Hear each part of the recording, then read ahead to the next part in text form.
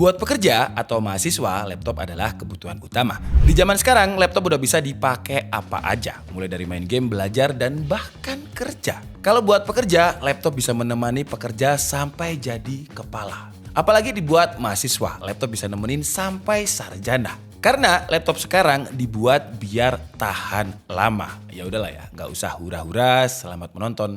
Canteng Maradona.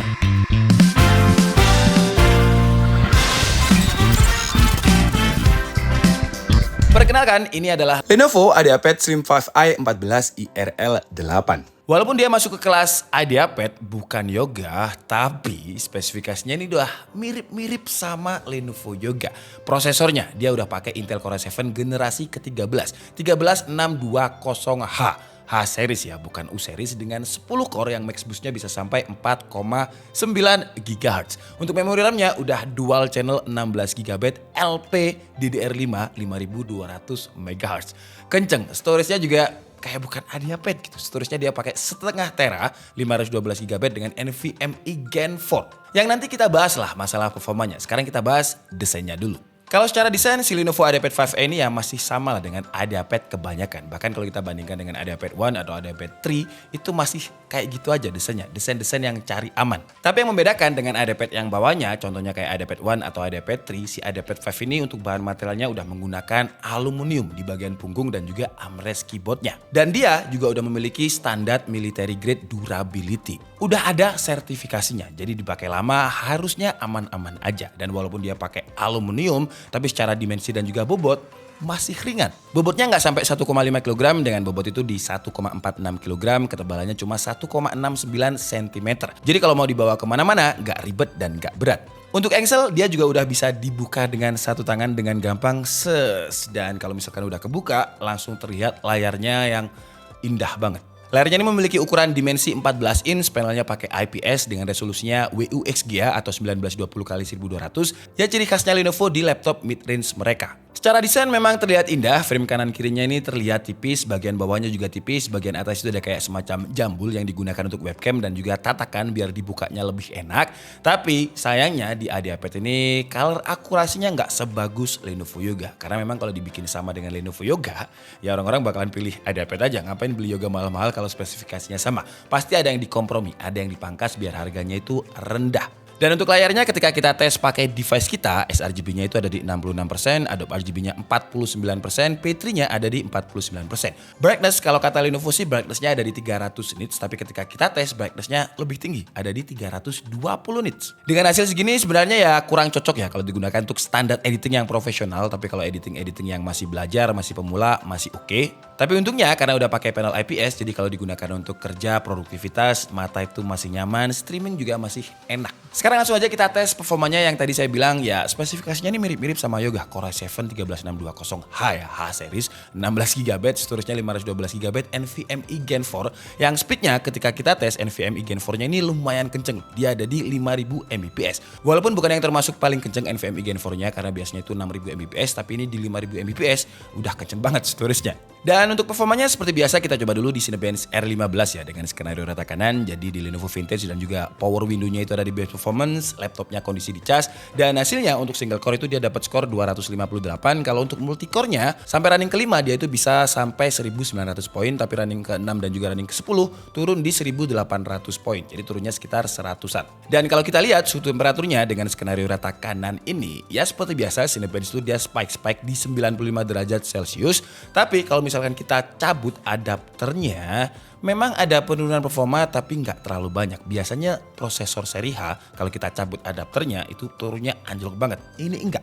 Dengan multicore-nya dia bisa stabil di kisaran 1690 jadi hampir 1700 dan single core-nya di 257 poin. Dan suhu temperaturnya ketika kita nggak pakai adapter ini dia turun sih dengan spike-nya itu ada di sekitar 90 derajat Celcius. Tapi R15 kan udah nggak zaman bang. Saya mau R23. Oke lah kita kasih R23 juga. R23 single core dia dapat skor 1800 multicore-nya bisa di kisaran 12.000 dan juga 11.000 poin. Ketika kita running sebanyak 10 kali di skenario rata kanan. Kalau misalkan adapternya kita cabut, ada penurunan performa juga dengan single core itu 1153, multicore-nya ada di 10.000 poin. Kalau di Geekbench 5, single core dia dapatnya itu 1.700 poin, multicore-nya di 10.113 poin. Lanjut kita coba untuk tes 3D Mark, tes stability-nya kita pakai time space stress test, berarti kita loop sebanyak 20 kali dan hasilnya dia nggak ada throttle sama sekali dengan skor yang hampir sempurna di 99,6%. Kalau untuk fire strike-nya ada di 4.300, time spy-nya ada di 1.500. Lanjut sekarang kita coba dia untuk editing. Seperti biasa Adobe Premiere Pro dengan template yang memang biasanya kita pakai, kita ekspor ke 4K. Dan hasilnya Lenovo IdeaPad Slim 5F dengan Intel Core i7 generasi ke-13-nya mampu merender dengan durasi waktu 4 menit 44 detik. Kalau kita ekspor ke Full HD lebih cepat dengan 3 menit 35 detik.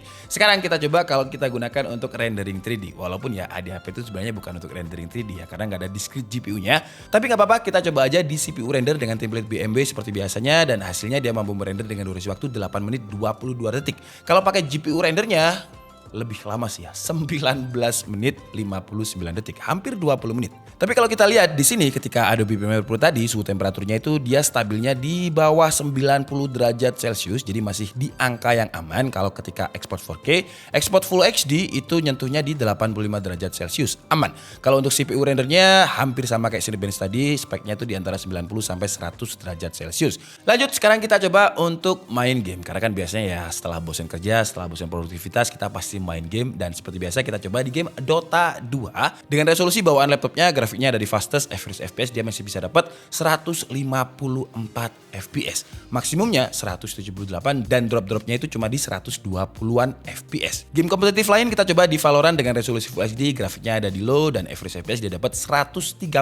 maksimum bisa tembus 180 FPS dan drop FPS-nya cuma di 98 FPS. Jadi Dota 2 dan juga Valorant masih aman. Karena masih aman, kita paksa lagi walaupun dia nggak ada discrete GPU-nya ya, kita paksa di game AAA yang GPU bone banget.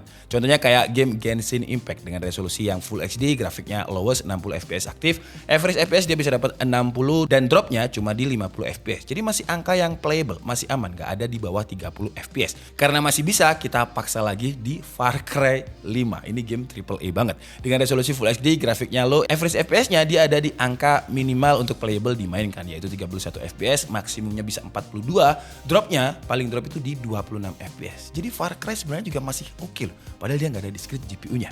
Dan ketika main game ini kalau kalian lihat chartnya juga nggak sepanas ketika CPU render Blender atau Cinebench tadi. Dengan Far Cry itu ya setelah ngangkat pertama di 80 derajat Celcius bisa stabil itu di 76 derajat Celcius. Dota 2 juga stabilnya di sekitar 80 derajat Celcius. Valorant juga stabil di kisaran 88 derajat Celcius. Genshin pun juga sama di sekitar 80 sampai 90 derajat Celcius. Karena tadi penurunan performanya kecil ketika kita pakai Cinebench R15 kita cabut adapternya. Jadi saya penasaran kalau misalkan kita cabut adapternya dan kita gunakan untuk main game, apakah dia kuat?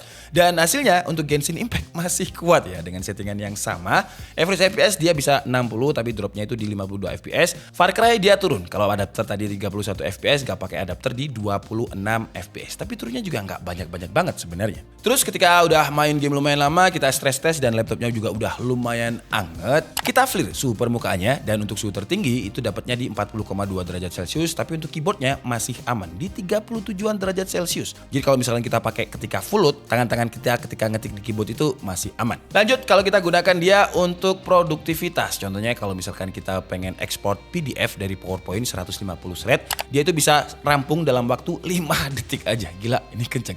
Kalau untuk Excel randomize data yang gede banget, yang banyak banget 38,13 detik. Kalau kita lihat dari performanya tadi, walaupun dia masuknya ke IdeaPad, si IdeaPad Slim 5i 14 IRL8, kenapa saya sebutkan kodenya? Karena IdeaPad itu banyak banget serinya, jadi pastikan nggak salah ya nanti ketika beli. Performanya menurut saya udah oke lah ya untuk sebuah IdeaPad.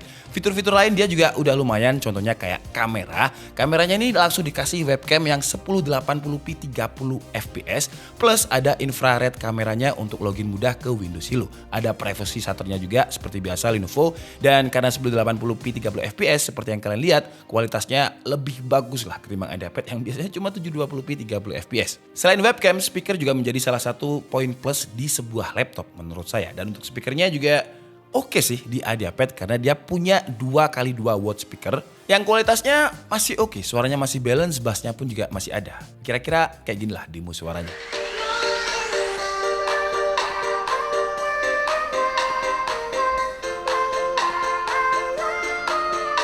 Yang paling penting di laptop kayak gini, IdeaPad itu adalah baterai. Karena dia kan pakai prosesor H-series, prosesor yang biasanya dipakai di laptop gaming. Secara kapasitas sih dia nggak terlalu gede ya, dengan 56,6 watt hour dan adapternya itu 65 watt. Tapi untungnya kabelnya udah pakai USB-C, jadi bisa digunakan untuk ngecas device yang lain. Dan pas ketika kita tes untuk video playback 1080p lokal tanpa WiFi ya, dia mampu bertahan sekitar 14 jam. Kalau digunakan pakai Microsoft Edge, pakai WiFi memang berkurang karena WiFi-nya lumayan bikin baterai habis. Tapi masih oke juga di sekitar 12 jam 30 menit. Kalau untuk waktu pengecasannya ketika kita aktifin fitur Rapid Charge di Lenovo Vintage-nya 0 ke 100%, dia cuma butuh waktu sekitar 90 menit. Untuk sebuah laptop under 2 jam itu udah cepet. Untuk fitur lain kayak konektivitas, IdeaPad ini juga nggak nanggung-nanggung. Biasanya dikasih Wi-Fi 5 loh, tapi ini kita langsung dikasih Wi-Fi 6E yang punya 3 bandwidth dan Bluetooth-nya pun juga udah pakai Bluetooth versi yang low power, Bluetooth versi 5.1. Untuk port-portnya di sini juga udah lengkap, ada 2 buah USB 3.2